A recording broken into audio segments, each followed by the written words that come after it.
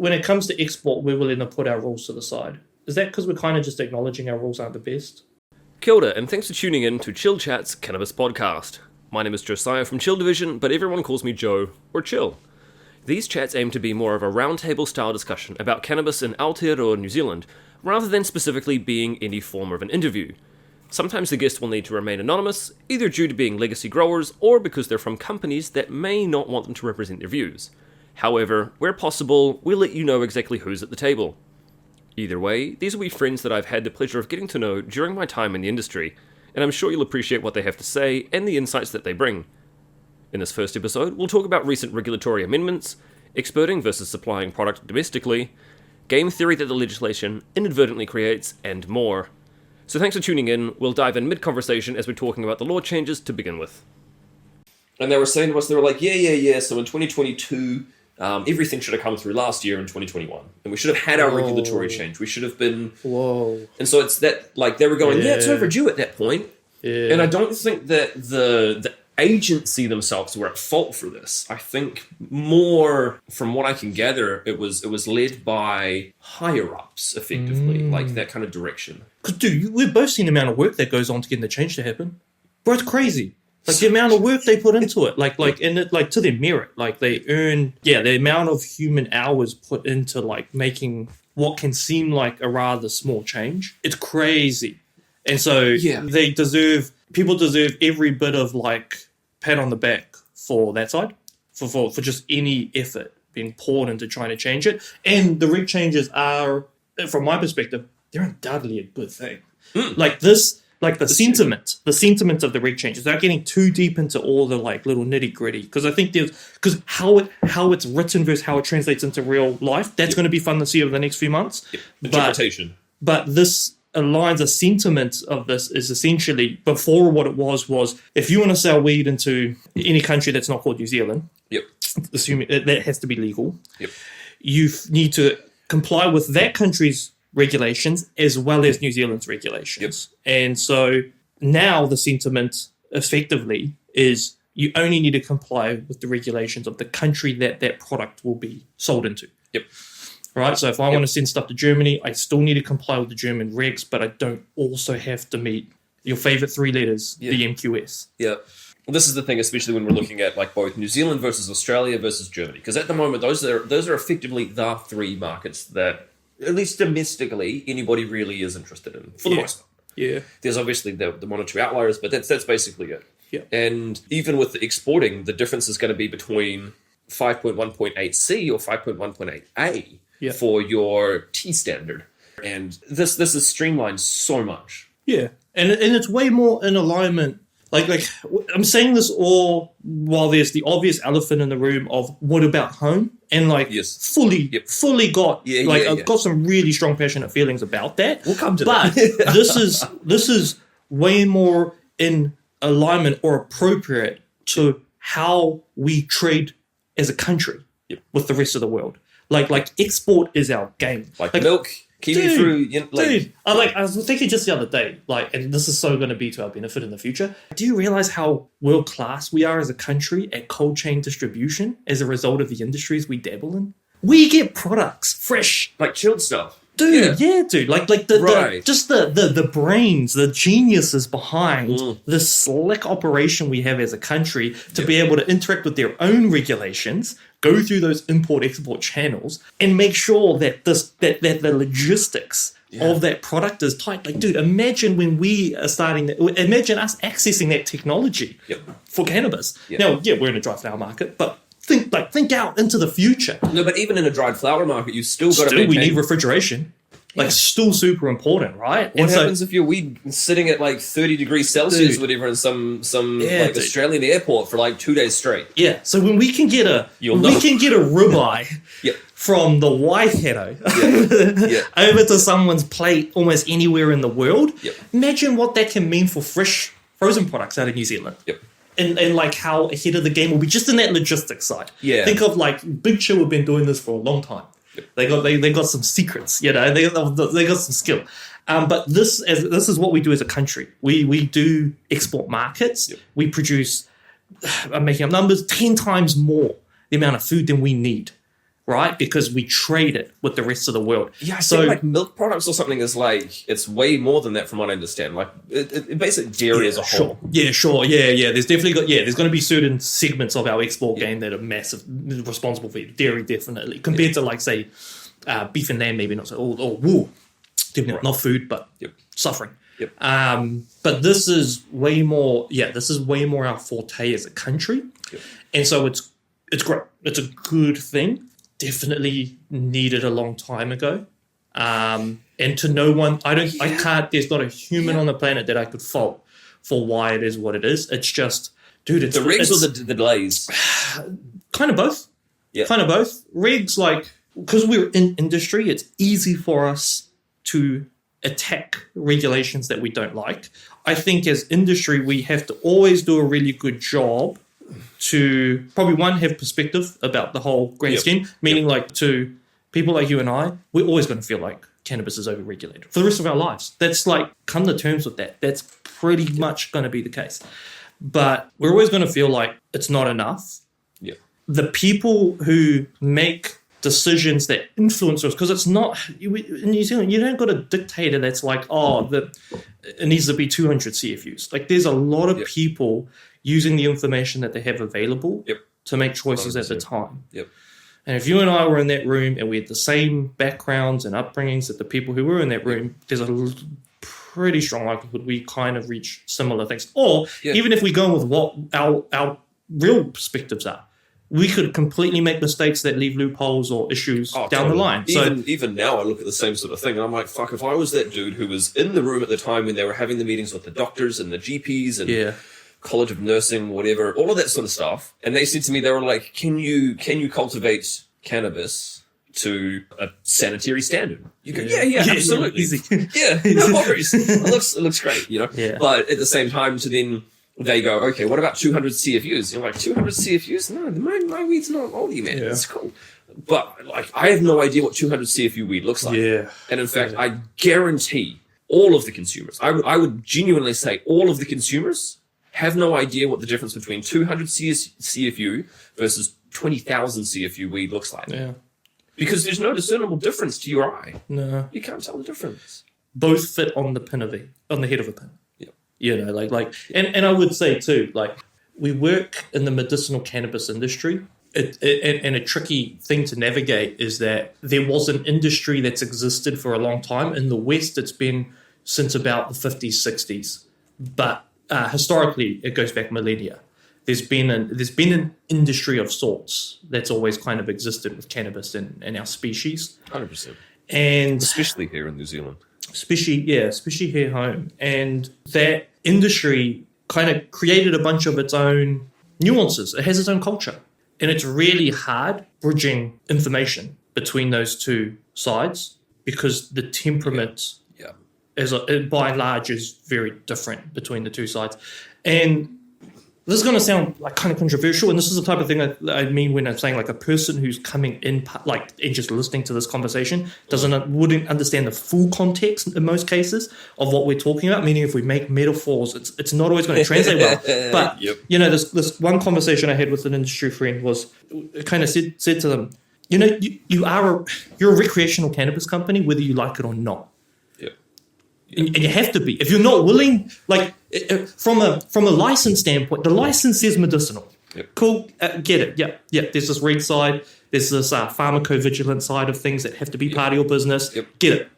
But the variables, the metrics that matter to the end consumer, and this is the beautiful part about a legal market, match the same metrics that matter to what we would have called a recreational consumer. And I think what we have fundamentally is a language issue more than anything.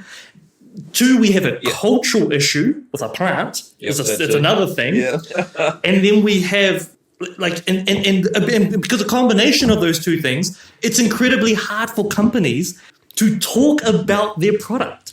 Now, there's the regulatory, there's the rules that come with pharma, or being in that industry around advertising. That's literally making it hard. But even internally within companies or between companies, it can be very hard to communicate information well, for lack of a better term, bluntly.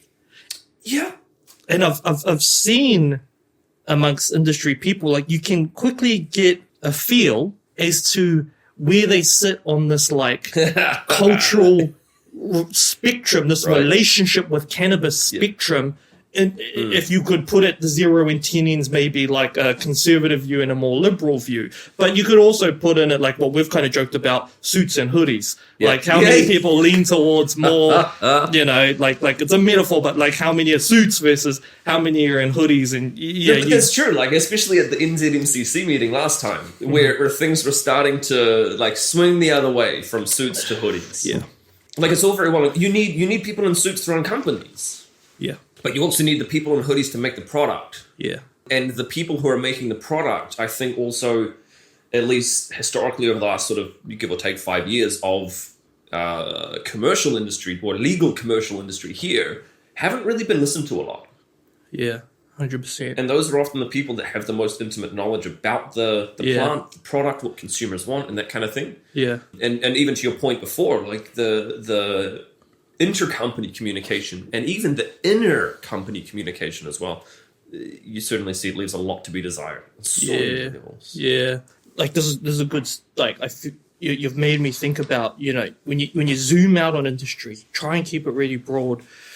When you try think of the mechanisms of difference between, say, a market post legalization, whether that's an adult use or medical, in our case it's a medical, and you compare that to pre. A really important mechanism, or a few that kind of change, is I think one, access to capital, or the relationship with capital is very different. And Medicinal brought this. So like this you could make a sub point of the difference between the GMP global medicinal market as opposed to some of the like stateside adult use markets. The relationship with capital is very different because you get to operate much like any other business. It's not like California where you got tax write-off implications, you've got like inability to get even a bank account. We still face similar things. Like it's not to say that getting a bank account sucks. Yeah. It's not easy, but it's nowhere near as hard as some other markets have been, that even though it's legal, still 100% cash. Yeah, dude, which like that's running a business in this era like that is so tough. Especially an upfront capital heavy industry where you're trying to manufacture something, you know, heaven forbid you want to try controlled environment. You know, the cost per square meter, it's like, sheesh, it makes houses in Auckland look cheap. Yeah. So it's and the thing is as well, so this was something that we went through the bank with when we were talking with them. They were like, hey, look, we're okay with giving you a a bank account, but we're only going to give you a bank account once you've got your license. Yeah. And so we said to them, we're like, well, this is an impossible chicken and egg problem because we're only going to get a license once we've fitted it out with all of the security, you know, features and things like that. We've got to go and buy cameras. We've got to buy doors. We've got to pay the builder and all of that kind of thing. Are you telling us that you want us to do that all in cash, get the business set up, get it going, get the license, and then you'll give us a bank account? Yep. Like, yes, please. That's all we want you to do. No, like, because then you guys are going to come at us with all of your like AML and all of that other bullshit. Yeah. Then we're going to show up, and then the tax man is going to be like, "Hey kids, why are you dealing so much in cash?" Yeah. Well, we wanted a bank account. But like Kiwi Bank and ASB and ANZ and all of them were just being assholes about the whole thing. So, yes, it's very different for us compared to some of those markets. Sorry, you were going on. You were saying about like GMP versus. Well, I do want to make sure we don't go too far because I've said some things that can go rather controversial, and I want to make sure we come back to it. Like mechanisms of difference in this market. You have that the capital situation, financing, and how that changes compared to more traditional markets. Then you've got the introduction of, and this sounds like such a bad term saying it, and I'm just going to talk about it irrelevant of our personal opinions, but you introduce corporate executives. And these folks coming in, dude, are high-performing, highly intelligent human beings. Yeah. They ain't slouches. They work hard. Now, we can be frustrated at times because they don't match the culture that may have existed prior. Right. They feel a bit foreign. They may come off as less familiar to what the marketplace was used to. And that's not to say that what the marketplace is used to is a good thing. But these people are high performers. Yep. And they come with high performing networks, and that as a mechanism has impact on the whole thing. As a mechanism. So not caring about whether we like it or not, it has impact introducing these sort of people into it. And they've got to run a company. Like, that's the thing is I was talking with one of the bros who is high up at a publicly traded company. And he was like, he's like, it's been super cool because we have all of this additional knowledge that's come in to help and support us, and we've got the capital that's come in with it and things like that. He's like, but at the same time, there are all of these just obligations, and you've got to have people that are there in the company to fulfill those obligations. And those are the obligations that permitted people to invest in a bunch of publicly traded cannabis companies around like up and down the country. Yeah. And so that was cool for the consumer as well. Now, obviously, it hasn't gone so well for some of them, especially in the build-up with the hype of the referendum and things. Share price go up, share price go down, whatever. But people, they got that capacity to then get involved, and even on like sharesies and stuff to buy yourself some, cannabis company Crazy. shares. It's super cool. Crazy. Man, I remember I was talking with a friend of mine, and it must have been like 2018 or something like that. And he's like, "Yeah, bro, I'm gonna get invested in this medicinal cannabis startup company." And I was like, "What the fuck are you doing?" It's like, bro, crypto's popping off, and you and I have been doing crypto. Like, why are you now doing cannabis? Bitcoin, man. Yeah, right. And he's like, nah, bro. He's like, there's rumors that it's coming, and so we're building a company, and we want to be one of the first ones. And I was like, that's super cool. Even back then, I was like astronomically more conservative than I am now. Wow. And for him to have that opportunity, he's got that opportunity now. He's a shareholder in this particular company. Nice. And your average mom and pops now has the same sort of thing. Man, these things were unimaginable a decade ago. Unimaginable. Like within their lifetime. Yeah. Like the very people investing in it would never have thought that was like going to be a possibility in the future. Right? It's pretty cool. It's pretty cool. The last 10 years alone, the last half a decade alone. Yeah. Yeah. It's been a huge shift. Yeah. But sorry, to your point though, like those people come in and, man, I know some incredibly intelligent people in the industry who are that sort of C-suite executive. I got nothing but love for them. That's cool. They're here. They're they're putting food on the table for their employees and things. Yeah. Do I agree with everything they do? Absolutely not. Yeah. Could I get GMP certified myself in this level of time frame to start making products? And they've got products to market. Yeah. That's something worth kind of going, you know what? Good job. You'd be surprised how many C-suite execs like weed. You'd be surprised. Like, and this is what I mean. Like bringing it back again, because that's what I think. What you're bringing up plays in really well to the cultural situation where we as a country really got some improvements to do. But the like bringing it back to this point I made before about you are a recreational cannabis. Now look, you are a medicinal cannabis company. You're licensed. Yep. You trade under the brand or the name of your license, all that sort of stuff. Yeah, you're a medicinal cannabis company. You definitely deserve that badge.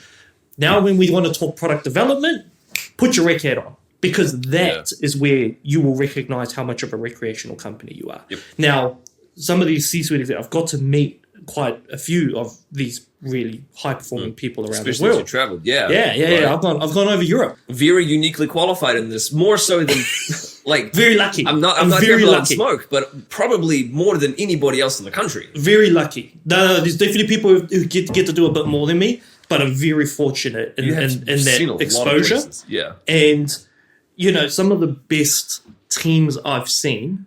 Some of the things I've recognized about those teams is there'll usually be a person who understands what cannabis is actually about. They understand the consumers pretty well. They have a bit more on that relationship with cannabis. They lean much more towards the hoodie end and have a much more liberalized outlook on it, despite having to wear a tie. Right. But they also have a very high amount of knowledge in their regulatory environments. And why that's a hack is because they can bridge it way better than most people can. They can bridge the information from their growers and their quality team and find real good sweet spots that work out really well. I think that's a common trait. To play it back to the whole you're a rec company thing, where it shows itself is in their product development discussions. They look at the data. They look at what's selling. They look at what consumers want. and they make products accordingly. And that's where I'm saying you're a rec company, because at the end of the day, the consumers drive industry by their purchases. And if they all want high THC, amazing smell, great bud density, rec metrics, then the market needs to adjust in order to feed that. And and those who choose not to adjust or choose to dabble in products that either don't have healthy margins or just don't have much of a customer base, you're either going to get really in a good position where you slice out your niche, and there's some who are effective at doing that, or you're going to have to quickly learn that you've got to start changing the way that you talk about cannabis in your company. Yep. No one's doing pre-rolls. We can't do carts or anything at the moment because there's not an approved medical device. The first person who gets carts to market, though, as including the cart itself as the approved medical device, you attach a battery. Winning. They're going to cream it. Yeah. Get the medicine to the people. Yep. At the end of the day, get the product to the people. The regulation is kind of like, again, talking the sentiment, is kind of like the country going, you know what? We're willing to acknowledge that there's some therapeutic benefit here to be had. So much so that we're willing to facilitate an industry to service it. And it's like, cool. So that's ticked. Now let's get some products to fill it. And so definitely and find out what the people want. Yeah, and sometimes it can be like a frustration from being within industry is like, we're able to manufacture these things. It's not out of a lack of willingness. It's not out of a lack of capability. Yes. We could make awesome products, and we will in the future, 100%. And no doubt, New Zealand, we're going to make some incredible innovations of the future, although I do have another kind of little opinion in that kind of department towards New Zealand. But we are going to make those sort of products. I feel like we are in a win space more so than an if space, and we have been for a very long time. And what's holding that up is just that cultural evolution with cannabis. It's part of the benefit of getting to travel with, travel for the purpose of understanding this industry a lot better. Other countries, dude, are as in New Zealand, we're so infantile in our relationship with cannabis. We're such a liberal country. We are so ahead of the game on some issues. But when it comes to cannabis, we decided to not really make much progress since the 80s. When I go to other countries and look at their relationship, when I look at the relationship of cannabis in Portugal, and even countries that kind of lean more similar to us, like Denmark, right? Even they are much more culturally comfortable or evolved. And like evolved is obviously me saying that, it's like we're creating a they're ahead of us kind of sentiment. That's because that's where I think it goes. Like that's kind of where it naturally goes. Like there's a trend, but it just wild to me that even like Scandinavia can be more culturally advanced in the cannabis space than we are. So like in New Zealand, it's kind of like we just paused it in the 80s. And New Zealand can do this because we're so small and so far away from the rest of the world that how we get influenced, our biggest cultural influencer outside of ourselves is Australia. Right? And so when you only got one kind of candidate that really influences your culture to that degree, we're talking about cannabis too. We're not talking we're not talking racial demographics. We're talking just the cannabis relationship. We're a couple of years behind them. That's what it always looks like. It always looks like whatever happens there later on happens here. Right? Our advantage to that. If they make a mistake, we got a few years to find out. That's usually the benefit, is if they do something that doesn't work out to be that good, or just whatever the downsides are of whatever choices they make. Do you think that happened with weed, though? I think, in a lot of ways. In some ways. Do you think we were able to kind of go, oh, let's bring it in before such and such happens? Just broad strokes. What do you mean, let's bring it in? What do you mean? Well, I mean, if we look at the TGA, for example, that was more just like a broad strokes. But if you look at the TGA and how they've handled things, how they've policed things, their interpretation of the regulations, because they're also based off of the European pharmacopoeia, same as ours, but they interpret things a bit differently, and in some cases quite significantly more loosely. Even to the point where if you email the Medicinal Cannabis Agency, ask them a question, they'll go, well, it's not on our website, but here we'll point you to the TGA website. And that's what we're going to base our stuff off of. Yes. Okay. Well, okay, let's zoom it out and try to talk to the mechanisms and what that ends up doing to the marketplace. Meaning from talking to sentiment. Key difference that it appears to me between us in New Zealand and Australia is in New Zealand, if you want to register a cannabis product, you must go through a registration process. Yep. That process adds time and costs, as do all things in business. Yeah. And then subject to you completing that registration process, then you can begin releasing your product to the consumer. Yep.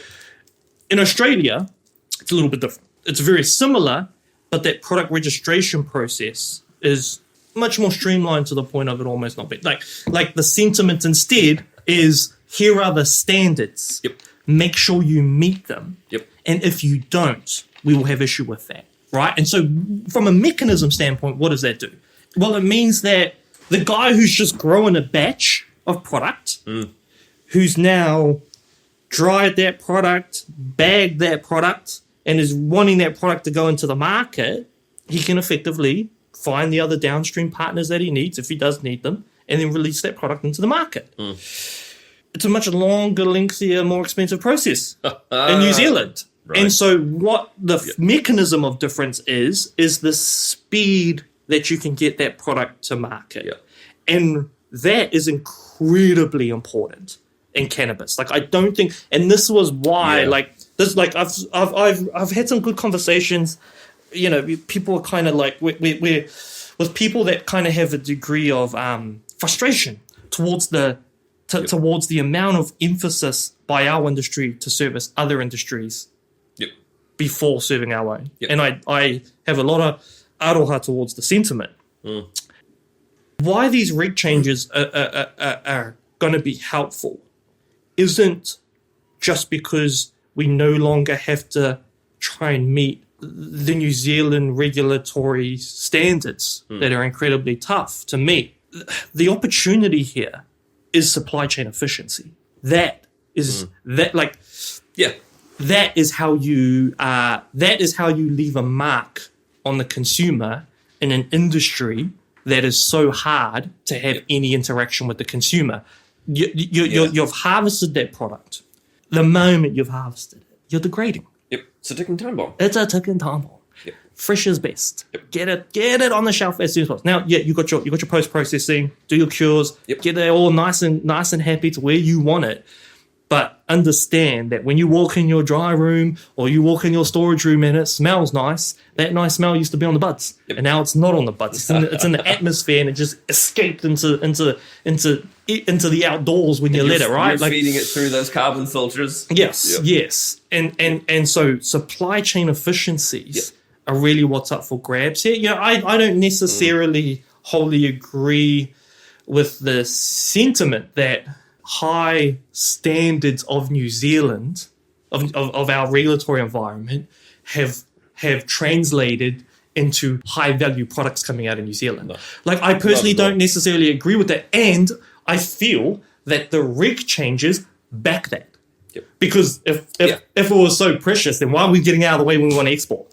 Right? Like, I don't think that that's how it translates to the consumer. Again, like I said at the start, you're a rec company, or think like a rec company. When it comes to your product development meetings or your brainstorms, understand that the metrics of the end consumer here. What are they after? What are they about? And the minimum quality standards are a prime example of that, because they're not about quality; they're about safety from a purely medicinal standpoint. That's a really good way to put it. It shouldn't be called quality standards, because you can have some really, really shitty buds, and it meets that LOD. I hate it.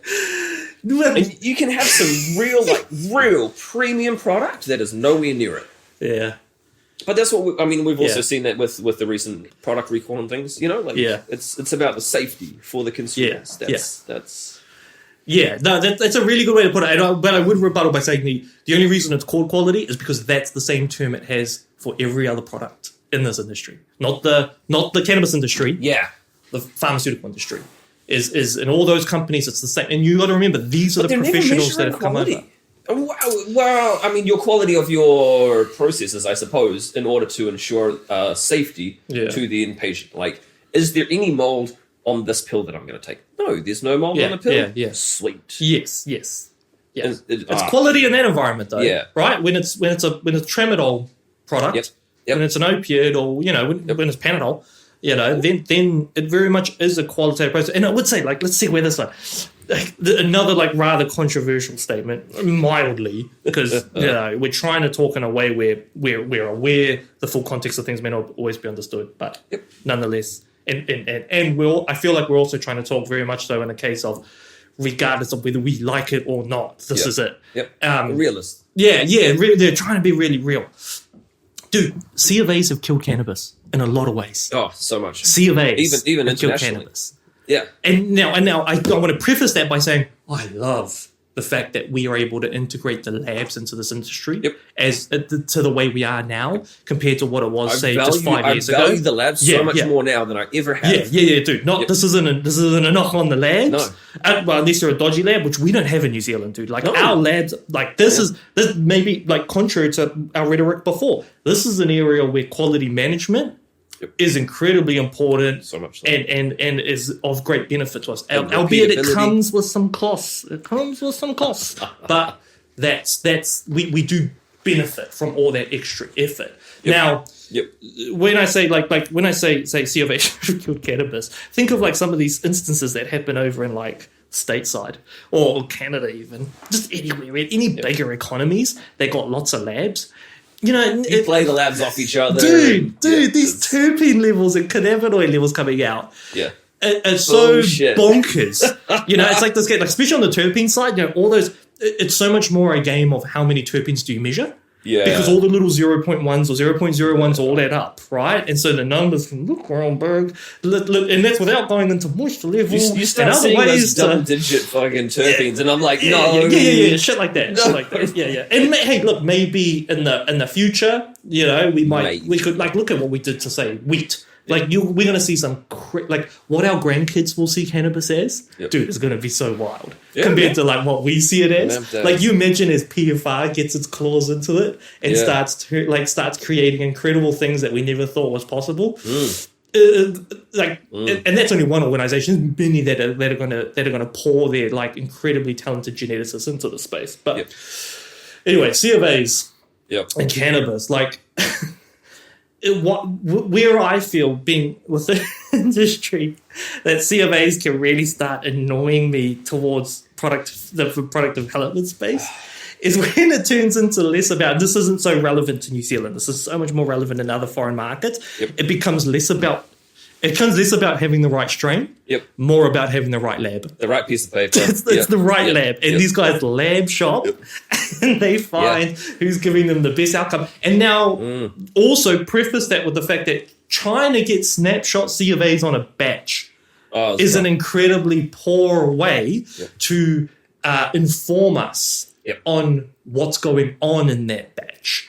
And I think that's more of just the natural friction of the incompatibility between the medicines that are being sold and the sector that's been handed the responsibility of managing it. Meaning, what other medicines are you really getting prescribed? Here in New Zealand, what other medicines are you getting prescribed in dry flower form? No. Like none. And I think there's that friction there. None of them are plants. Like none of them, every other one is, like if you're talking like, let's say paracetamol, you can measure that down to the milligram. Yes. So while they're all the same, every single one. So while we're slamming the lab shoppers, the natural defense from their end is, well, the fucking variability of my batch is huge. In all batches is huge. Why are they going for the best lab that gives them the highest number? Look, and there is a natural incentive to do so. Again, it's not about whether it's right or wrong, although we are pretty transparent sometimes about what we think is right and wrong. But it's not so much, the conversation isn't so much about that. It's about why is it happening? And because then we can actually, because the conversation that really matters is, so what do we do about it? What do we change? Right? So like these reg changes that have just occurred, that's the byproduct of those conversations going on. And they were really important conversations. Now it's like, okay, now what's next, right? And what else can we do to enhance the situation? Well, I think we're pretty lucky here. You mentioned that our labs here are, they're straight edge, effectively. And we're not really going to get COA shopping. I can send one product to a particular lab and I got 25.38%. Send that same flower off to another lab, 25.4%. So that's 0.02% difference. Labs are like the formal labs are on point. And I know that my product that I'm making that is 25.4% is 25.4%. I've got two different labs that are saying exactly the same, not exactly, but exactly the same thing. Cool, happy with that. But I think the reason that there's been a lot of emphasis on this from the regulatory standpoint, especially internationally, and this might be kind of like a bit of a hot take, is the value chain and who's taking that risk on. And I think this is something that you've kind of talked about a bit before, is the fact that if you are a cultivator and you're just growing a product, look, there's going to be some absolute fire that's going to be 16, 17%. No doubt about it. But if you're growing something that's 12%, chances are you've done it wrong. Not wrong, but not to the best of the plant's abilities. There were things in the grow that you didn't do as optimally as you could have. Yep. And it's obviously a very, like a privileged take from being able to do this commercially, see bad grows, have done horrible grows myself, but to also see some really good grows and see what happens when things go right. Coming back to the kind of like who's taking on the risk, and a lot of this is especially if we're looking at an offtake agreement, which is effectively what we kind of have to do at the moment. You have to have an offtake agreement. You've got to fulfill that. Who is going to be the one who's taking on the risk? Well, the person who's taking on the risk is the one who's issuing that offtake agreement.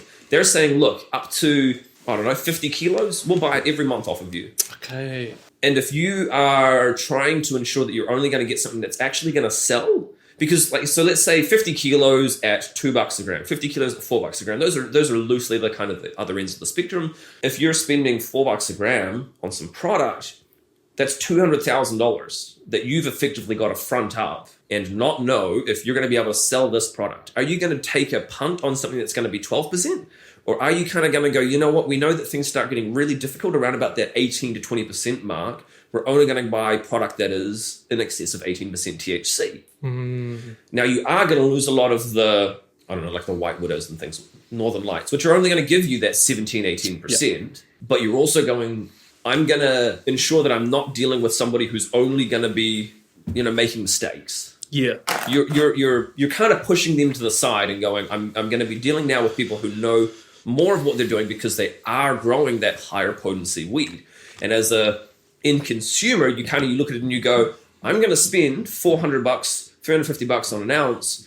I can either buy something that's going to be 15% or I can buy something that's 20%. Now that's, again, a very immature perspective. But at the same time, I think that there's a lot of merit to those COAs in terms of helping whoever the risk taker is. And this is a subject that's quite dear to your heart, is who's taking on that risk and the value chain and who's providing better value along the pathway in terms of getting product from the cultivator to the consumer and being aware of both ends of that scale as well.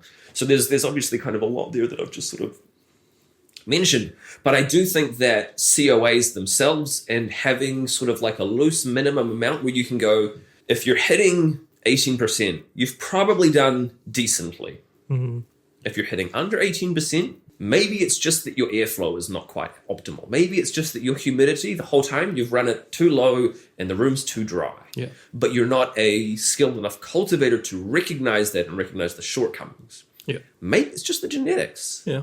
Like some genetics will just not go higher, especially historically when you're working with some of the older cultivars that have been around for quite a while. Some of them are really good though. Which are kick-ass cultivars, by the way. And that's part of like, you're right. So I think to answer some of the things you brought up there, I think is really important. We need C of A's. And what I mean by that is we need chemistry. We need the chemistry. So the C of A's, it's probably a more accurate statement. Like C of A's killing cannabis is like a little provocative or, it's good. It's clickbaity. But really, I think a better term is we have killed cannabis in a lot of ways. Because we're the ones who get fascinated about things. So we need the chemistry to help us make awesome products. Yep. And what's coming, informed decisions. And informed decision. What's coming is going to be awesome. Yep. But we the consumers, and this is like a really beaten on subject, I feel, by people within industry, but I don't think it doesn't deliver well. It doesn't fall on the ears of the consumer, at least from what I can see, all that well. Not all. I'm just talking consumers in a really broad sense. The THC chase is responsible for a lot of the shitty weed. And I wish people understood that better. Yep. The chase over THC and the desire to get the most potent product is a massive contributor to shitty products. And the reason why is because you're picking a variable, a really small. And look, we're not the first to do this. Every market did this and still does it. We got super mature markets like Amsterdam and California where consumers still are being driven by THC value more than anything. And that's just a reflection of people. That's unfortunately how it is. Now, as a country, I think, though, we can decide what sort of market internationally do we want to service. Because not all consumers are THC chasers. But but keeping it somewhat on topic, though, sorry, without tangenting on New Zealand, why is THC values responsible for shitty weed? An example, when you get your C of A, it's telling you what percentage of that whole thing, or however much was sampled, is these particular analytes. THC can kind of be one of them, or the suite, the whole suite of analytes, right? There's ways to manipulate that figure. Oh, yeah, hard. Like, just like when you have disingenuous lab shopping, you can have disingenuous sample packaging. And in other ways, but because it's telling you, like an easy example, it's telling you, here's a bud weighs a gram, and within that whole sample, there's 200 milligrams. 200 milligrams THC, 20%. Right? If that shit's 15% moisture content, what's that THC reading going to be if I drop it down to 10? It's going to be the same. What's it going to be when it reaches to the consumer? So, like, there's that incompatibility thing showing again. How hard it is to make these things line up. And why that's brutal in a really, like, tough regulatory environment is because any degree of swinging out by 0.1 is all it takes, you know? And so bringing it back to what you were talking about, risk and liability, think of how all the companies in the value chain now have to act when it going from a 20% registered product and it might test in at a 15.9 after such a short stability cycle. Think of the impacts that's going to have downstream and how people are going to treat the negotiations. And so when we talk about risk, unfortunately, one of the things that kind of happens as a result of this is more and more risk gets pointed towards the cultivator. And it sucks. It sucks, dude. It's not like no one's evil. No one's trying to, it's not that people are trying to screw over the cultivator. It's more just this natural game that happens where people, as a matter of risk mitigation, because of rules, need to shift who's responsible for what. Because otherwise, because it's easy for you and I, because you are a grower, and I come from that cultivation background, and it's easy for us to resonate with that segment of the supply chain, and go like, these guys are getting screwed, man. They fucking grow this batch, and because it fucking tested in it. Just 0.1 off. It's no longer freaking viable, or it doesn't meet the freaking quality agreement. And now the company won't take it, and they've invested 3 months and freaking tens of thousands of dollars. And like, because I got a lot of idle for small business. I come from a family with lots of small business entrepreneurs. None of them in cannabis. Never was our family really into cannabis that much. But like a lot of small business entrepreneurs, and I understand, like, dude, how hard it is, let alone cannabis. I understand how hard cannabis is, and I've seen how hard it is for, like, my family are involved in the CNC industry, the smoked barbecue scene. I have a cousin who's been incredibly successful at making a brand. I have family with small business in sports and Waka'ama, brands in those sort of industries, and it's hard, bro. These people come into us, and so when people get into the cannabis industry at a small business sense, it's like, boy, you are brave, and you are ambitious. And this is going to be tough. And it's going to be tough because of reasons we're both going to know. And ain't nothing we're really going to be able to do about it. Like it's just going to be a school of hard knocks, man. And so it's easy for us to empathize with the cultivator about this. But then think about it downstream. Think about the person buying the crop. And all the potential trip-ups that can occur. They go through the process. They buy that product, they take it, they send it off to be packaged, and then it turns out that they are a fraction over this micro limit. Like, and then what are they going to do? They're like, well, no, that's a huge cost. So especially talking with some of the doctors, GPs, clinics, that kind of thing, the level of cost that they had to bear for this recent recall was insane. It's brutal, bro. Because they had to go back and now they've got to re-prescribe people stuff. That's no longer in stock, so they've got to be prescribed something different, but they want that product. They don't want something else. And so there's all of this big back and forth. Yeah. Huge cost. Yeah. And none of that goes back to the cultivator.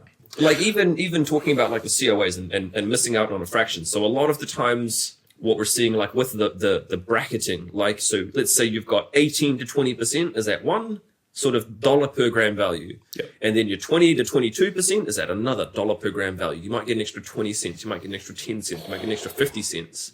And then from 22 to 24, what I've seen is somebody who was missing out on that 18% mark by a fraction.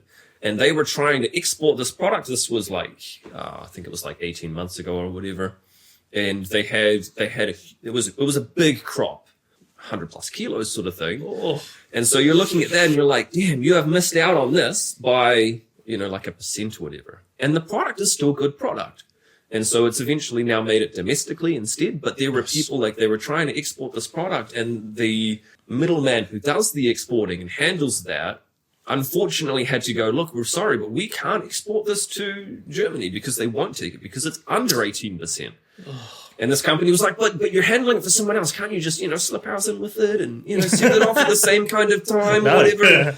Hell no. That's not how that works. You can't. And so unfortunately, like this other country was basically effectively going, we can't take your weed. Dude, that's rough, man. Because it missed out by 1%. And so you can understand why people would want to play the game with the COAs and maybe dry it out a little bit more. Yeah. Or, maybe like the incentives. Yeah. We're talking about like the natural incentives that exist Yep. because of the game you've been handed. Yeah. Now you're looking at it and it's not just the difference between like $2 a gram buy price wholesale versus $2.50 a gram. It's $2 a gram or nothing. Yeah. And you can't sell it. And you're like, shit, what do we do? Oh. Well, one of your options is you can dry it out a little bit more. One of the other options is you manicure it a little bit more as well. Because, man, the difference between a properly trimmed and manicured product versus one that's just kind of been haphazardly thrown through. Yeah. Easy. Like, so when you're in your 20s, easy difference between like 22, 23 or 25, 26%. Yeah. In a situation where 0.1 can change the outcome. Yep. Where it's like it could be that thing. The difference between a sale versus not could just be the fact that you haven't manicured it enough and you got that little bit of stem left on the bottom, Dude, Yeah. Because that's so easy for someone when they're going trim, snip, snip. You got to hold something. Yeah. So you just leave that little bit on the bottom. That little bit when you're chucking 5 grams worth of bud and to be blended and the lab's then mulching that all up together.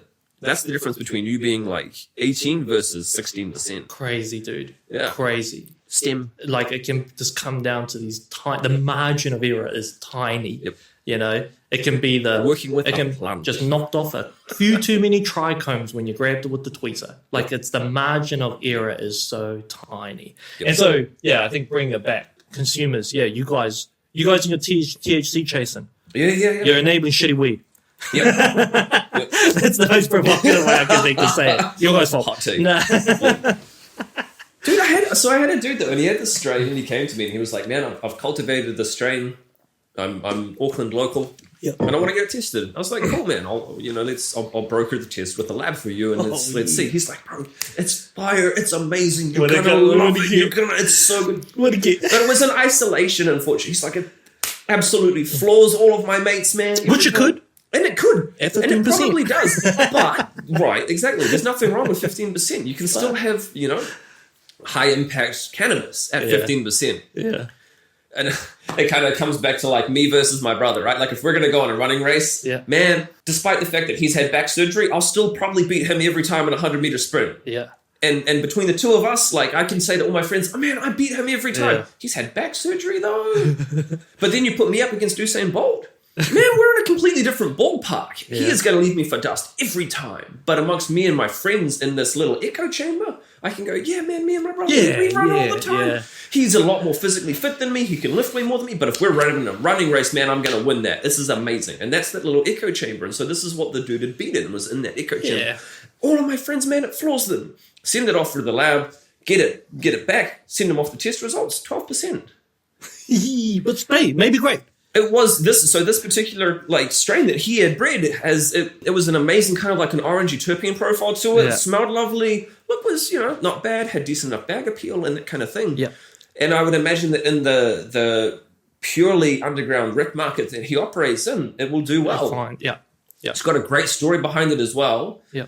But from a purely like who's taking on that risk? Yeah, from the lab perspective, you look at it and you go, he wouldn't make it to market. Not in this market. no, not at the moment. Not with that. No. But it could be great. It could be great. It was. That's what I hate about THC chasing. Is that there's I don't know if it was because I never tried it because it was before I was a consumer myself. Like that was But still, like you can still have an appreciation for it, which I did, and the bag appeal and the aroma, the nose on it was was solid. I've handled a lot of strains, lots, like gone through lots. Yep. I'm amazed always at how much awesome weed there is that doesn't have a 2 for its first digit on its THC value. Yep. It is fantastic weed, and this is what I mean. Is like, and maybe from a greater sense, like if we take it out of this medicinal industry that we have today, and we look at it look at it zoomed out from this relationship between cannabis and cannabis products and consumers. Yep.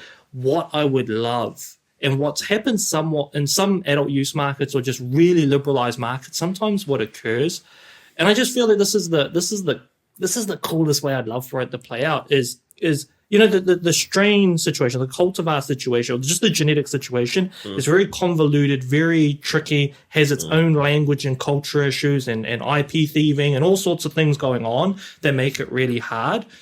I hate strain names. I hate how we've approached it. I don't hate it. It's outdated for where we're at today. It was great when it was quite this underground thing and really relied on word of mouth. It was a fun thing to do. But today in this market, it's turned just into a marketing experience. What I would love to see more of is and again, we're taking out of the context of this industry, I would love for consumers to have a more direct relationship with the people responsible for bringing genetics. Not bringing the genetics into the market, literally making the crosses. Yep. I would love that because that's when it matters. Like a strain name matters to me when I'm getting it from the bloke who made it. Yep. That's when I'm like that. Okay, I will not only refer to it as that. That's how I'll note it. Like it's important. The name's important. But how many people are just not being honest here? And because there's no way to really you can't verify and validate that. Like who's going to get like a DNA test on their thing that goes, this is actually the Humboldt County like sour diesel. This isn't just something else that's got a little bit of gassy notes. It's hard too. And you can to a degree get that done, but you can't carpet bomb it into an industry because it's too expensive. So we can't come in and just be like, let's get 10,000 seed, let's just grow them all out and let's microsatellite all of them and let's get the DNA fingerprints on all of it. And at the same time, it's incredibly easy to no longer match the DNA fingerprint. Oh yeah. Cross it once. Hell, you might even get away with a back cross. Yep. And suddenly the DNA fingerprints won't match. And so really hard, there'll be innovations over the decades that happen in that space that enhance it. Yep. But by that time that stuff's available, cannabis from a genetic standpoint, I think is going to be much more similar to hops, where you actually kind of do have some clear, like hops has gone through much more of a similar transformation to wheat and broccoli and every other kind of horticultural variety like that we grow. And so I think that's where cannabis will lead more into by the time we get there. But it also can just as easily reach, because it's been this way for a very long time, it can reach much more of this smaller, what we like to see as boutique craft relationship between things that are very special and have had quite a lot of human resource poured into it. And like, so that we would see these more small-time breeders having direct relationships with consumers. That would be cool. Because see, what I would do if I was in that space, if I was able to share my genetics with customers, right? So in simple terms, I can sell seed now to the public. Do you know how much fun I'd have bringing the consumers or bringing growers, small hobbyist growers, along with me 100%. On the product development process? You know how much fun we'd have? I would be sharing so much genetics and in response trying to get fed back and building a community so that we could make products together. That would be so much fun, dude. Yeah. And like, again, we're talking out of the context of our industry. We're in a make-believe world that we hope becomes a bit more real. But those would be the kind of, this is like an example of things we want to do that we can't do, not out of a lack of desire. It's just we got to play in the rules we got. Yep. Imagine how much fun that'd be. Yeah, and that's absolutely something that I could see the whole industry as a whole going eventually if things were to change. But at the same time, this is why, on a personal level, I've never shied away from being pretty upfront about what we're cultivating. What's the worst thing that happens? Like, someone goes, "Hey, that's really cool. You've grown like, you know, a London mint cake or a Falcon Heavy or whatever. I can jump on the Exotic Genetics website and pick up a Falcon Heavy, and I can cultivate that myself." Yeah. Who's actually going to go out there and do that? Sure, there might be a handful. Yeah. So fucking what? Who cares? Yeah. What are they? They're not going to take away your market share. No. You know, like I've never understood the caginess. Like, we can't tell people what we're doing.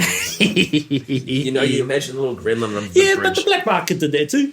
Or does that? It's just kind of, it's the same thing. Kind of. You're just an incredibly open person. That's true. That's contributing but how more to much that. of that, like from the black market? Because this is definitely not something that I'm as broadly experienced with. Like, what if you're buying something? How often is it just I'm buying green crack? For most consumers, most of the time, as opposed to knowing like a name. And even you're still, weed. Even still, if they are knowing a name, it's there's no validation.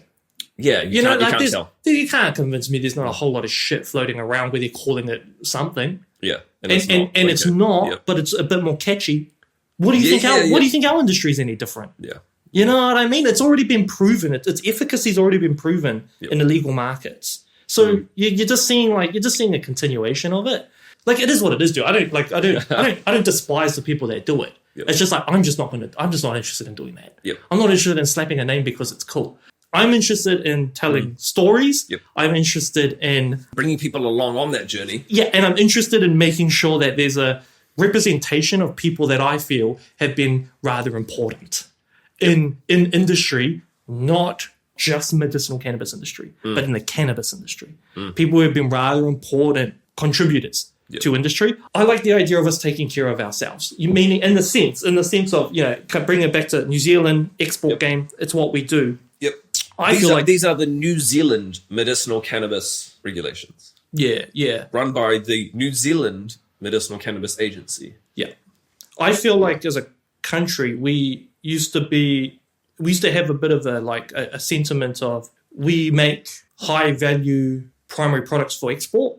And as a result, we have available to us incredibly high value export worthy products compared to the rest of the world. So an example would be, you go over to America and you go get a Hershey's chocolate bar and you can compare that to Whittaker's, and Whittaker's kicks their ass every time.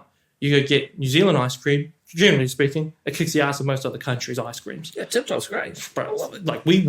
Like I feel like, though, when I was a young kid, we did a lot more better job at taking care of local as well as export, obviously being the way you make your money. And I feel like now we're a little less about that. We send the best of everything away. And we are so much more obsessed with the export side of things. So we just don't do a good enough job of taking care of home.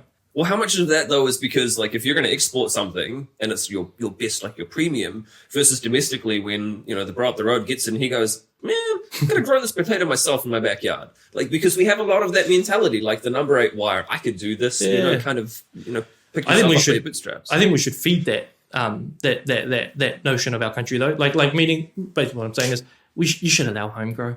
And look, if you're a company and industry, do not worry about home grow. Oh, not if anything, and this is outside of industry, this is more from an activism standpoint. Yep. Cannabis is available in New Zealand by prescription. Yep. And that's awesome. Yeah. People can access it if you can afford it. Yes. For all those people who can't, it's fucked. I at least think it should be easy enough for our country within the next, say, 2 governmental terms to come to grips and go, you know what? Yep. Yeah, that probably exists. Let's at least not make them criminals for it. Yep.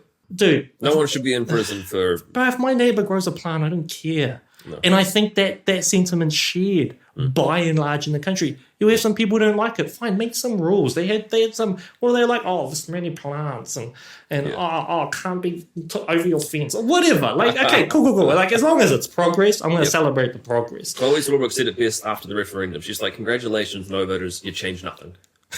And it's shit, but it's true, right? Like, nothing changed. Although, to be fair, on the subject though of regulatory changes, in hindsight, despite the fact that I voted yes, I think that the no vote was potentially actually the right way to go. Yeah. This is going to be a hot take and a half. Yeah. Because I went back and I read all 115 pages of it just last week. Knowing what I know now versus knowing what I thought then, I'm more okay with the fact that we voted no because of the implications of that. Okay. I still think we need decrim, 100%. I still think people should be able to grow their own. No one should be going to prison for that. I think that's really just messed up on so many levels. Yeah. However, the regulations as a whole, I think what we have now is actually better. Okay. The limit was on, even if we just look at THC alone. Oh, silly. The limit was 15%. Oh, silly. Man, I can't grow under that, like, on a good day. That's hard to grow. Right? Like, all of the strains, everything. I think there's the one at the moment in market plus the one CBD product that are all over 15. Yeah. All of them. Every single one of them. Yeah. None of that would be available. But also, why? Yeah. Why do it? Like what's the harm that's got to befall people if they have 20% versus if they have 15? Right. Like, it's and I think as well, so at the time, a lot of this came from the ignorance, myself included, around the potency levels and what that meant and the implications for it and that sort of thing. And this was same for the people who were instructing the people drafting the laws. Yeah. Not the lawmakers themselves. They basically just drafted what they were told. That's cool. But the people telling them, look, you've got to have a limit of 15% because otherwise people are going to be messed up. Yeah. And a lot of that came from a place of ignorance, intentional or not. Myself included at the time. I was like, that's cool. I can just get some seeds that are, 13% or whatever. That's fine. Yeah. But then I look at it and I think, man, like, so if I'm looking at the London mint cake, 26.6%. There's no way that would ever have been permitted. Yeah. Just completely, like, genetics, a write-off. Most of the stuff that's coming out, a complete write-off. Yeah, smoking fan leaves. It's about the only part of that plant you're going to be able to have. And then you'd have people gaming the COAs the other way by testing it when it's still wet or whatever, like making sure that moisture level is at like 65% and not a percent under, but not a percent higher because you're going to get botrytis. Otherwise, like, you're going to be playing the game in the other direction. And so I look at that and I go, man, maybe that was actually a blessing in disguise. Not because I think that it should be illegal, quite the opposite. You can see the other problems that would have existed. Looking at it now, I go, man, that would have been so... Not bad because of, weed is bad or anything like that, but bad for the industry and the people wanting to do that. Great for the people who want to grow 4 plants at home, two plants per adult. But I look at that now and I go, 2 plants per adult? Yeah. What the hell? Like, that's cool if you're only growing and you're getting 2 ounces a plant or whatever and you need to have 4 plants. But if you're pulling 10 ounces per plant and you got 4 of them, 40 ounces, all of a sudden you're like, well, there's 2.5 pounds off of 4 plants. You've got way more than you'd ever need. Yeah. But again, you go, okay, well, if I'm allowed 2 plants per adult and I'm one person and I'm living alone, I've got a mother plant and I've got my strain that I'm growing. Yeah. Yeah. But also, you can't take crones off of it at that point. Like all of a sudden there's all of these other... But also, like, there's another question. Who the fuck's going to enforce that? Like, you know what I mean? Like, can you imagine a criminal conviction and it's like over what? Oh, I had 3 plants. Yeah. Like, would this be the laughing stock? I cloned early and I took that extra clone while the other one was still in flower and they came when I had my mother plant. They do the whole book at me, It's just like... What are you in for, bro? I'm in here for murder. Oh, what are you in here for? Tax evasion, tax fraud. What are you in here for? Oh, I cloned my mother plant too early. There's making rules and then there's making rules that could be maintained. And there was a lot of... I I feel there's a lot of rules in there that you just could not Some believe. of the fines were odd numbers as well. I'm like, man, why have they chosen? Because they weren't like nice round numbers, like $10,000. It was like $12,600 or something. I'm like, that's a rather bizarre number. Interesting. I don't know why. I just noted that as I was reading through it, and I'm like, some of them are like, 3,000, some are 6, some are like 12,600. Yeah. Really bizarre numbers. I wonder what the reasoning behind that was. Dude. But I've stopped trying to understand. Nah, that's not true. I actually do enjoy understanding the reason. Like, there's some really clever people I've got to meet that are really good at explaining. See, this is like, and on a side note, this is kind of one thing I'm jealous about, your ability to you're the type of guy who goes back and rereads the referendum rules. All the dumb shit. Dude, And everyone's like, we're past that. We just wanted it legal. Yeah, we did. We just wanted it legal. Well, I'm like an idiot who just like, I'm an idiot who just looks really, I really care more. No, I don't really care more. I really just want to understand the sentiment, the mechanisms that get impacted, and I rely on way smarter people than me to help inform me as to what those are.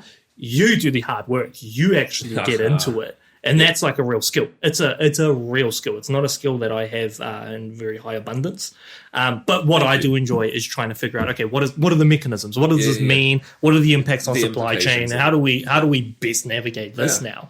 Right? And in order to do that, I need to understand it to the same type of degree that people like you can understand it. Yeah, there would have been, you and I would have been here having the same table. Same conversation. Same conversation. We'll just be moaning about different things. Yeah. And that's what I mean when it's like, it's always going to be overregulated. You and I are always going to be able to see things that if you just change this, the products would be way better. You know what I mean? We're always going to be able to find those little things. And I would imagine as well that a lot of the people that I've talked with from inside of the Medicinal Cannabis Agency are also not only acutely aware, but probably in that same sort of boat. Man, like if only this one little thing was changed. Yeah. Things would be so much better because we would be able to permit this, or this would streamline things for the industry. But they're also standing there with their hands effectively tied behind their back going, look, these are the cards that we were dealt. Yeah. And this is what the government at the time said. Yeah. And actually, Sally King said something really cool in a recent interview. She said, I think it speaks volumes to the fact that the regulatory changes were proposed initially under a Greens Labour Māori Party government. Yeah. And it was now brought to fruition and sent through. And they even streamlined to remove that last 28-day notice period by a National Act NZ First government. There's bipartisan support for this. Good point. And I think she's spot on with that. Good point. And it just... You've got to draw the line somewhere. Yeah. Where do you draw that line? And I remember back in the day going, 4 plants. That sounds great. What a fantastic number. Seemed awesome compared to what we had. Because especially at that time, I wasn't cultivating. I'd never cultivated anything at that time. Wow. And I thought 4 plants, that seems reasonable. Yeah. Why would you want more than 4 plants? Yeah. I didn't know any better. Yeah. Now I look at it and I go, fuck, 4 plants. What happens if you're trying to pop beans and you pop... What if 5 sprout? Yeah. 5 out of your 5 beans. Am I a criminal? Right? Yeah. We would, no matter what. And so I actually, very much having gone back and looked over those regulations now, and I look at it and I go, man, maybe New Zealand dodged a bullet. I don't like that it's still at least decrypt. Not decrypt. Let's get a decrypt going on. Yep, 100%. Let's let it so that the auntie can grow. Yep. And not, just not have the anxiety that comes with it. Right. About someone kicking down the door. Yeah. Why? What's the harm? Yep. Really? And, if the referendum question was more towards that, should we decrypt? Easy. Yep. Easy pass. Yep. Well, I think it was the Helen Clark Foundation did some research or whatever. They did a polling around about the same time, or maybe it was a couple of months afterwards, and they basically said, the question instead was, should we legalize it or should we decriminalize it? And I think it came back at 70-something% were saying yes. Yeah. Should you be in prison for having a plant? Nah. No, absolutely not. Nah, and I think that better matches culturally where New Zealand is at the moment. That would be a good goal because we're culturally ready to kind of accept that. Yeah. And then over time... It's in stages. Yeah, over time, if I look at, even Australia, who usually float a few years ahead of us, but take a more advanced market. Look at Germany, even Switzerland, dude. Cannabis isn't that much indistinguishable from alcohol from a relationship standpoint. Portugal, I felt like cannabis was like more, a human relationship with your just in terms of consumer behavior. Yep. And how accepted it is, where it's allowed to be, what people think of it. Yep. Because you kind of meet people and you ask them about it. You're like, what do you think? And there's people who don't dabble with it at all, and there's people who do, and some of them look at it very similar to tobacco, and you know, it kind of like it gravitates culturally into those sort of realms just because consumer behavior actually pushes it there, not because regulators want it there. I just think it's just naturally the consumer wants to go in there, because there's so many generational parallels. shifts, of course. Yeah, and there's so many parallels. Like, in fact, what it's going to be really going forward is it's going to match the vape industry. Yeah. That's going to be far more like echoing of the Gen Z millennial consumer as it goes through that pipeline, as it goes through the supply chain. Their consumer behaviors are probably going to lean more, I think, into that extract realm. But flower will always have its place. Flower will always, because that's quite ingrained into the West. Yep. But yeah, I just the portability and the convenience of having a vape, man, it's cool. It's a feature.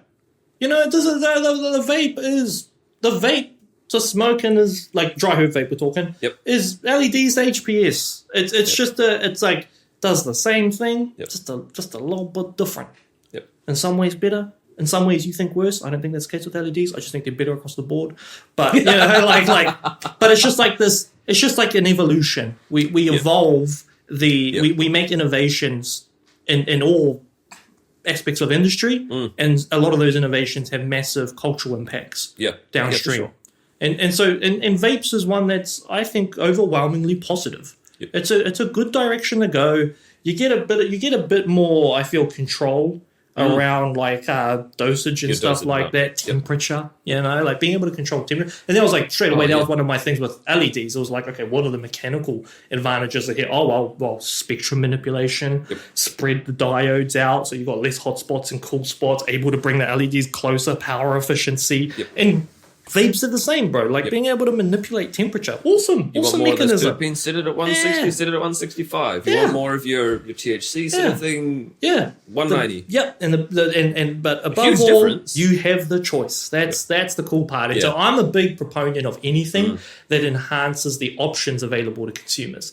That's one thing. Like if I could Thanos snap the right, like what I want into existence, it would be a marketplace that enhances options, because that is overwhelming. Like bringing it back to like product development and consumer desire, variety is so undervalued. Not necessarily by companies. I think it's getting more and more it's getting well understood. But like there'll be some consumers that want that one variety, that one product, and that'll sort them out for the rest of their life. All they want is their fucking line reds, and that's it. And they've gone down to the pub every Friday night, and they've had the line red for the last 30 years. Yes. That's all that they want. Plenty of that. There's definitely that consumer that exists. But for a lot of consumers, the mechanism of variety is the thing they want. They're willing to try weed that they find out they don't like. They're willing to try weed that they love. They're willing to explore.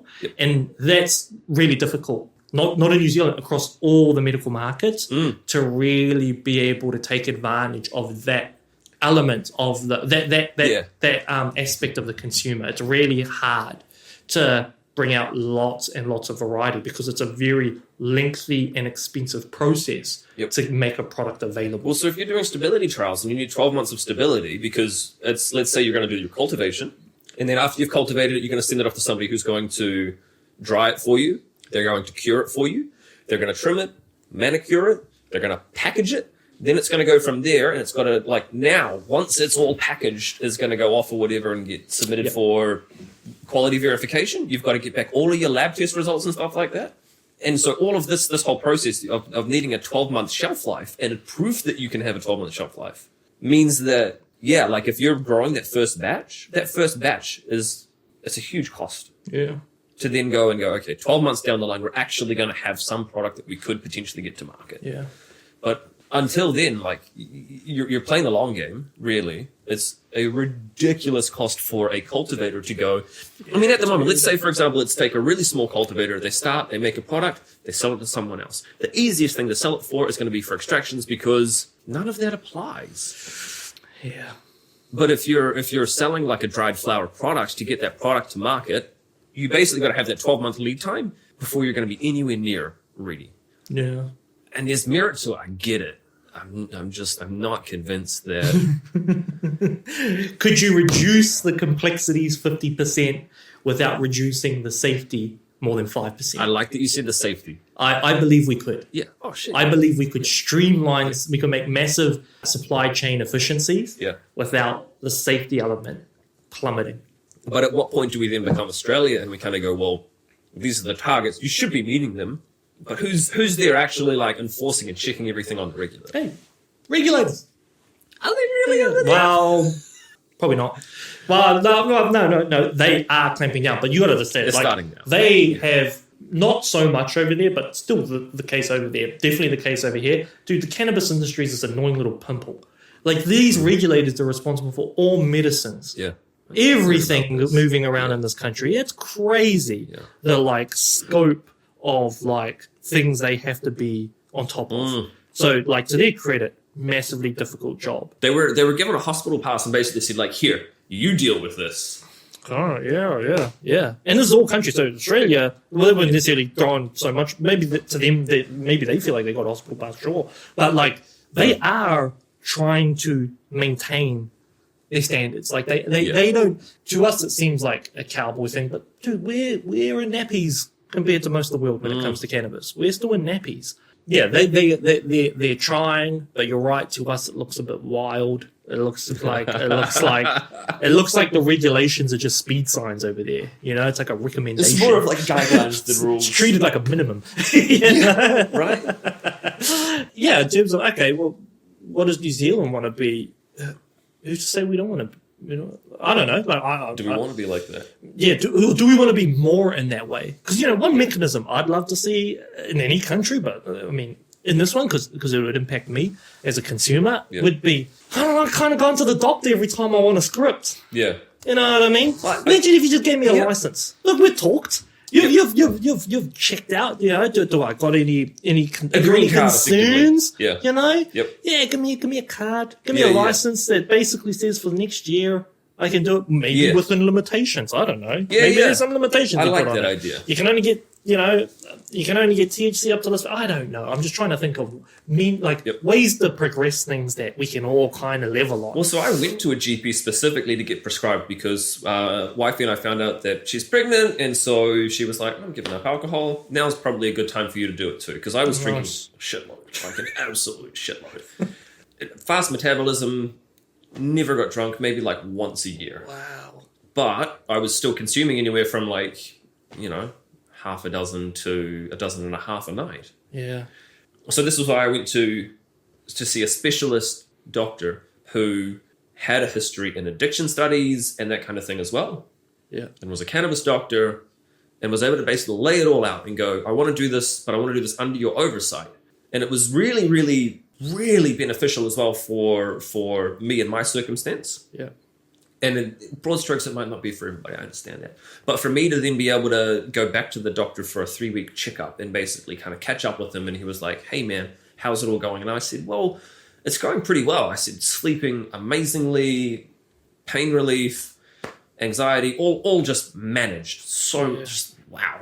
Yeah. I said, but the problem is that at the moment I'm using that in the mornings as well. And so my wife's a bit concerned because I wake up and she's like, I don't want you to wake and bake. Yeah, I don't want you to, because she went through a lot of things in her teenage years, surviving high school and that kind of thing. She's like, look, I just want to make sure that you're not going to become, you know, that kind of stoner person who uses. Does she see wake and baking as the equivalent of like getting drunk by yourself? Like it's just like a red flag, right? Like if someone's getting drunk by themselves, like, bro, you're good. Yeah. And which was different because I would drink every night, and that was how I would get to sleep, sort of thing. Yeah. And she was like, I don't want you to just be using it. And I understand it came from a place of love and compassion and care. Yeah. But to be able to talk with the doctor at that point, and he was like, you know what? He's like, why should you suffer through a whole day of like being in pain to then get home in the evening and like reward yourself with some pain management? I was like, shit, doc, that's really deep. That sounds like a good relationship. Yeah.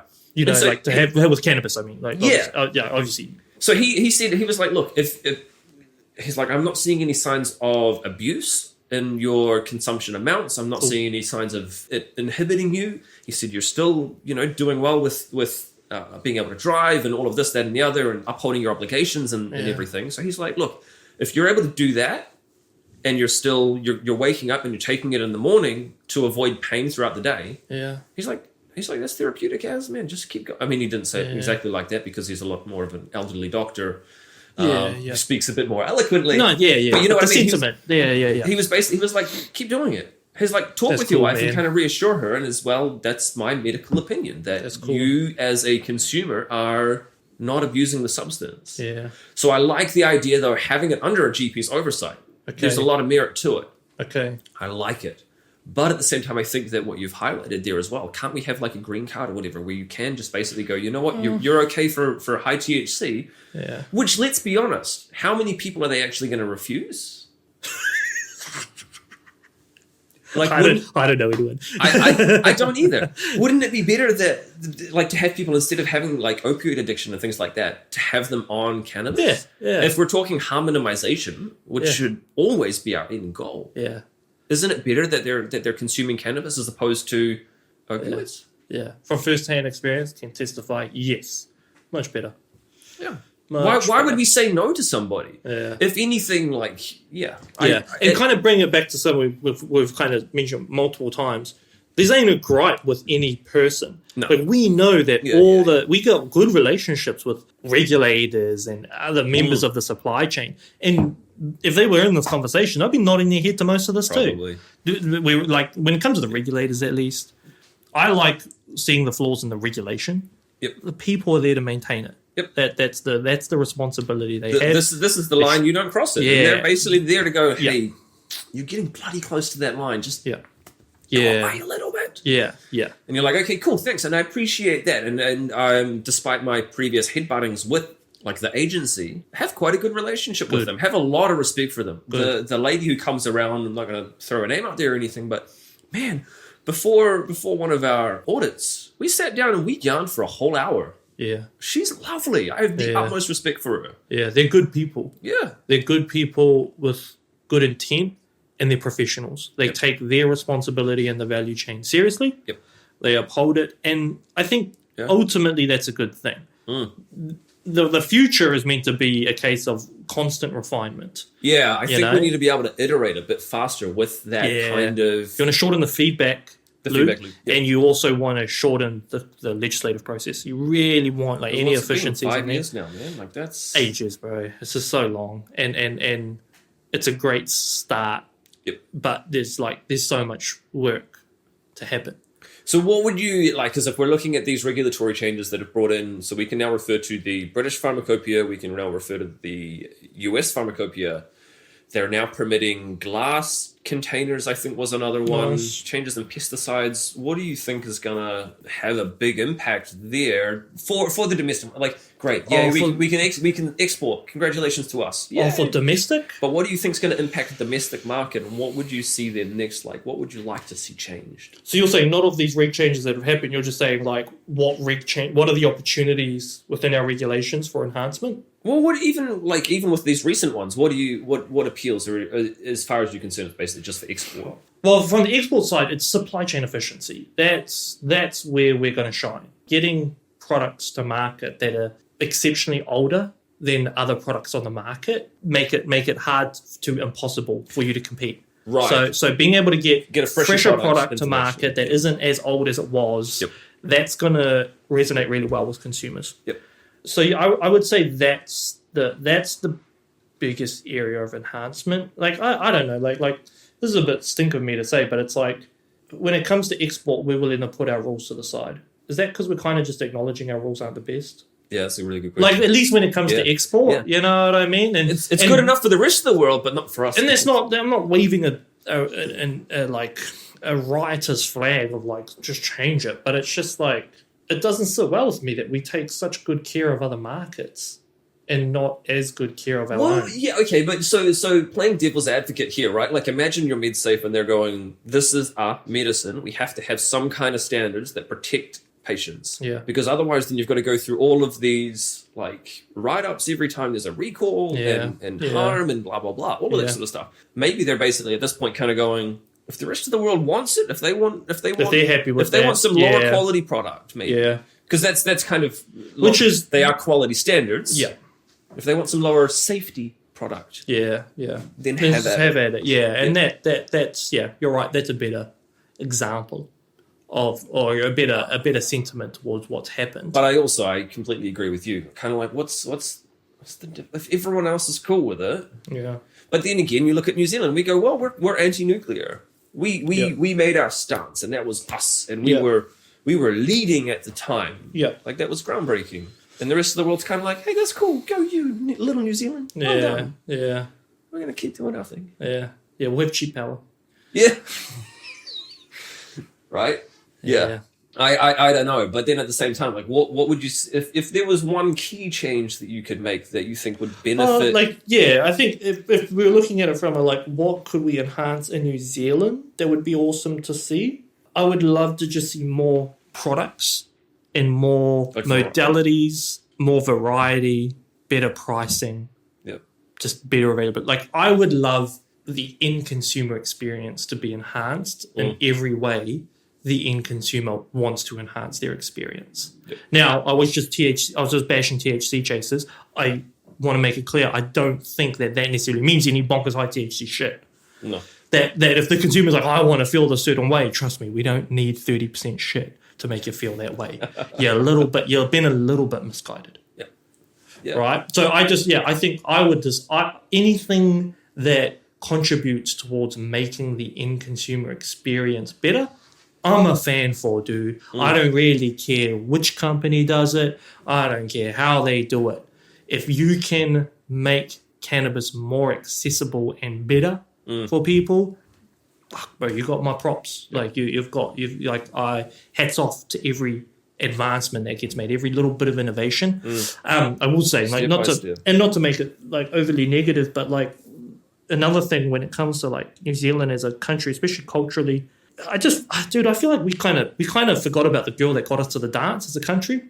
And this is talking more like New Zealand trade, meaning what got New Zealand on the global stage is innovation, it's our ingenuity. Because when you look at the geography, we're this little fucking 2-island nation. Yeah. In the middle of it, we're so far away from the rest of the world, and we've managed to plant a flag of being high quality producers of primary goods. That's that's mean. The men and women that were behind that have changed the socioeconomic status of millions of people because of those movements. Because we're not supposed to be this well off. We're not like you go to the other end, you go to the other pole, and you look at Scandinavia and the UK. They got this massive continent to engage in trade with, right? We are so far away, yet we are so good at trading with lots of different countries, lots of different markets. But I do feel that over decades, we've become there's been a little less emphasis on our innovations and a little bit maybe what I feel like is too much interest in our regulations. And we're trying hard to portray a sentiment that highly regulated products are high quality products. Yeah, and that isn't always a guarantee. No, for sure. And in cannabis, we see the opposite. Yeah. But in that train of thought, though, are we afforded an opportunity here because of our regulations to be able to innovate something and in ways that other countries have not because they haven't had that need? You even look at your CFU count and things like that. In the States, a lot of them will have 10,000 CFUs as a limit. And some of those places are failing that micro count and they're most of the time just backdooring it. But you look at it over here and you kind of go, are there ways that we can be innovating around that? Which is obviously kind of a bit dear to my heart there. Yeah. But then, are there other things that we could be doing because of those regulatory restrictions? Yeah. I don't know, maybe there is. Yeah, no, good point. There are... Or maybe they're just too fucking bad. Industry will innovate to solve the problems it faces. But I would argue that when those innovations are to problems purely created by regulation, that sometimes the merit is a little bit obscured. Yeah, what's the merit of them being there in the first place? Yeah, you could say a great innovation for New Zealand is T-weed, T-spec. Yep. Super clever innovation. Yep. I love that we got that going on. I think that's so cool. Yep. That's a response to regulation. Yeah. There's tons of weed floating around in all sorts of markets that literally is that same T-spec shit that's just been irradiated. and now is inhalation spec. Yep. That's the point of difference. Is a bioburden reduction step. Yep. So my argument I think is more along the lines of when we get too involved in making innovations that solve problems that are purely applied by regulation, that to me is a red flag that you have to some degree over-regulated your industry. And I think over-regulation is a threat that we maybe sometimes don't do too good of a job at identifying. And you look at the government of today and how they're trying to beat that flag, and all as well. Like, I agree with the sentiment. Then when it actually comes to implementing, when it comes to that real world application, that's when it gets really kind of, that's when it shows its real value. And so I think it's the same with the reg changes that are just applied to this industry. It's going to show itself over the next few months just how easy it is to navigate. There'll be a refinement process, meaning the first few months might be a little bit more harder than the next few months. As regulators and industry, as we all kind of figure out how we want to work this together. The first person to export under these current regs as they are now, I'd imagine it's still going to be astronomically easier than like talking with some of these other companies that took 9 months to get over to Australia. Man, sitting on your, like having your weed ready to rock and roll, sitting on it in a, like effectively like a warehouse for 9 months. That's